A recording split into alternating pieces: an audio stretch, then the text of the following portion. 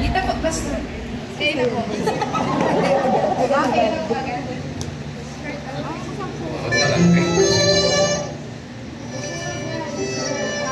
Ano po ba ito? You deserve it.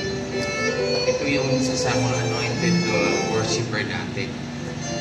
Lumaki na talagang patuloy na nagsiserve sa Panginoon. Eh nung isa parang bulilit pa lang siya. No? Malaki ng palaki pero lumalaki naglilingkod sa Panginoon.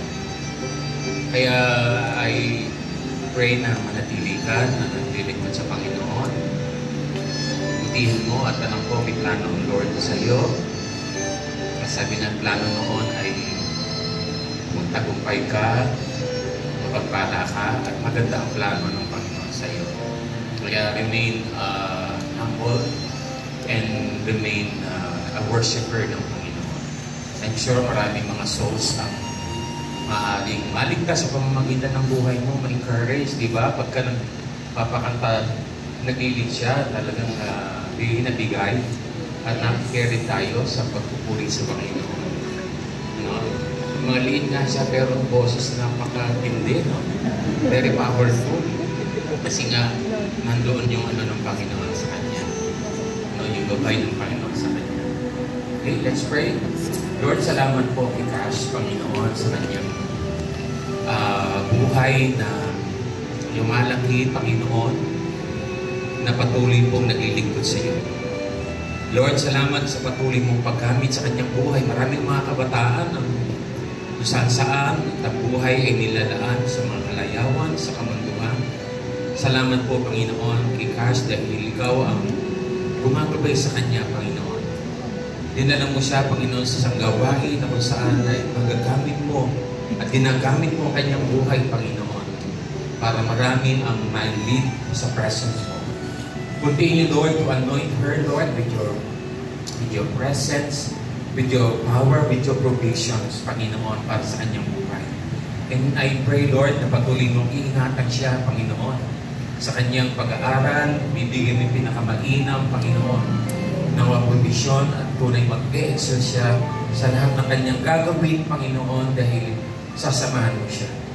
Lalangin po namin, Panginoon, sa kanyang pamumuhay, pag ginagawa at magkakampanit, Panginoon. Let your will be done, Panginoon, ang mangyari sa kanya.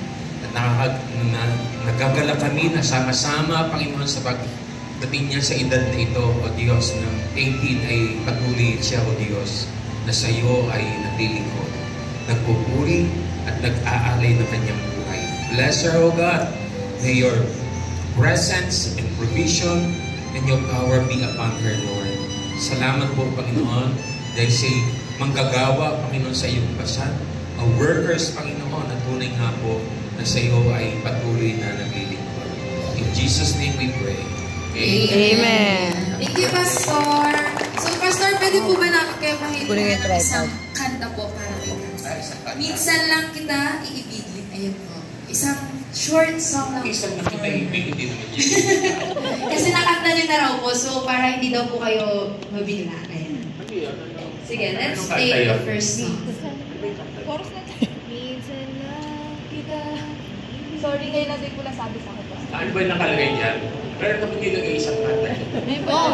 Ayun pala Oo, dahil mataas yun, hindi pa. Ayan. So, ayan, start muna natin kay Pastor ang ating 18 serenades. Parang bakal po natin. Kasi kanta nito, no? Mula pa way back 1982, tinatakot ko sa convento kasi sumama kasama ng mga. Kasi na-inspire ako dito sa awit na ito. Hindi ko alam. Message pala ito.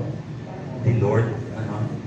Bagay na bagay sa kakantahin natin eh. Yung pinaka-verse doon eh. Pangalan niya Cash.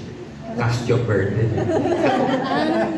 So, bigyan natin ng papuri ang Panginoon. Gusto kong kawin ito at magbigay sa iyo ng encouragement sa plano ng Diyos na siya laging kasama mo. Tinotoo nga, tinotoo talaga mga kumanta.